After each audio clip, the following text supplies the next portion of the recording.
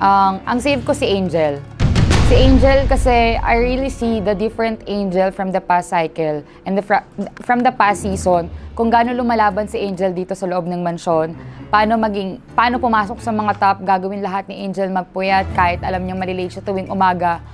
Gagawin niya talaga lahat para lang makapasok, makakuha ng suporta sa mga supporters niya ng mga taga-ibang bansa kahit alam niyang pagod na siya kasi for the whole day may ginagawa kami ding daily challenge na nakakapagod naman talaga.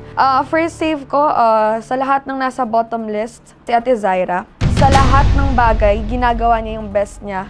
Dayas, physical, voting, challenges, sign-ups.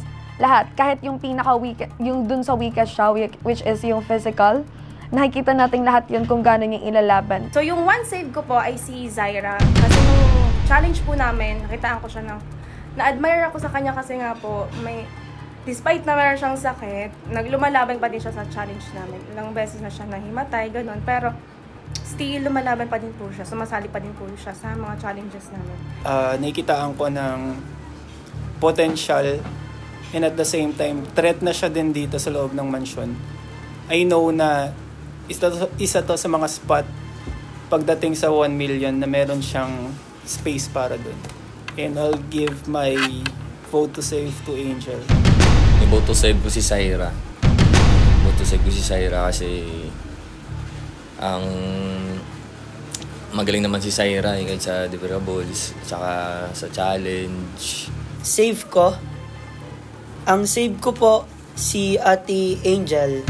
Si Ate Angel kasi, si Ate Angel, nagagalingan ako sa kanya although magaling naman talaga siya pero namamanage niya yung time niya like sa challenge and sa iba pa. First save ko for today's video is si Angel kasi nakikita ko na talagang palaban din talaga siya dito sa ating dito sa The House of Collab dito sa loob ng mansyon. So, i-vote to save ko is si Ate Angel.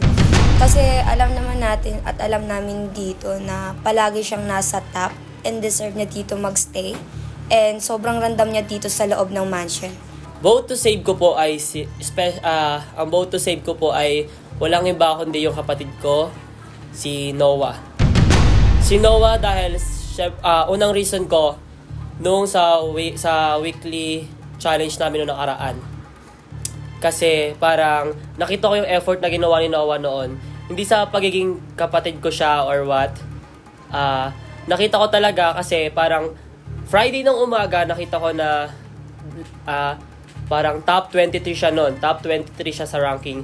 And sinabi ko sa kanya na pag hindi ka umayos, pag di mo inayos yan, ako mismo magbo-vote sa'yo ng send home.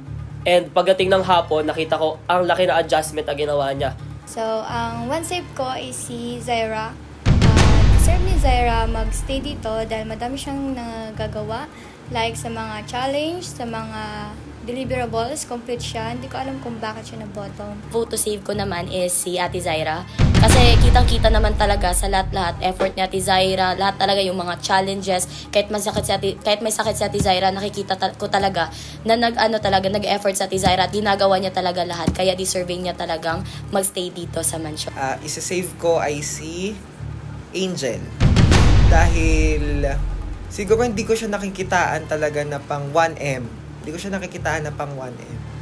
Pero parang awa na lang yung nakikita ko sa kanya dahil parang pinaparamdam niya na nangyari na kasi sa kanya to na hindi na nakabalik ng season 5 noon. So parang awa na yung nakikita ko sa kanya na kaya ko siya sinesave ngayon. Si Chanel. Why Chanel? Chanel deserve niya maging season ender. Sobrang nakikitaan ko siya ng malaking potential. I like the way she speak. Gusto ko the way siya mag-deliver ng kanyang mga words. One save ko, si Zaira Basco. Bakit po siya isa-save? Kasi yung nilalaban ni Zaira dito is pang 1 million talaga. Si Chanel, ang isa-save ko. Chanel, hindi ko sinasabi na partner ko siya kasi guys, hindi ko alam kung bakit ganun yung mga nagiging tingin niyo sa love team. Pero kasi syempre, siya yung kasama ko nung time na na-depress ako. Natanong naman niya ako kung bakit. And ibig sabihin, ibig sabihin natutulungan niya ako mas mag-grow pa. Yung vote to save ko po is Kuya Mitch. Yes, nilagay ko siya sa may not deserve to be a season ender sa last week, Friday. Kasi, sa lahat ng yon ng mga nakalapag na pangalan, siya yung hindi present. Kulang siya sa presensya dito. But I know, na-realize ko kung gaano ka dedicated si Kuya na lumaban. Fred, tulad nga ng sabi ko guys, si Fred, magaling siya sa physical challenge.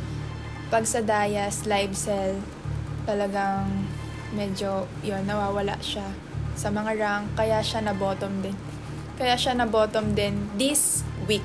Becca, kasi siya yung nag-guide sa akin dito all throughout ng pagpasok ko. Ang vote to save ko is si Becca dahil although lagi ko siyang nasa bottom kasi hindi na siya competitive, pero gusto ko siyang bigyan ng chance. Vote to save ko ay si Fred. Una pa lang, nararamdaman ko na sa kanya yung parang kuya siya sa akin.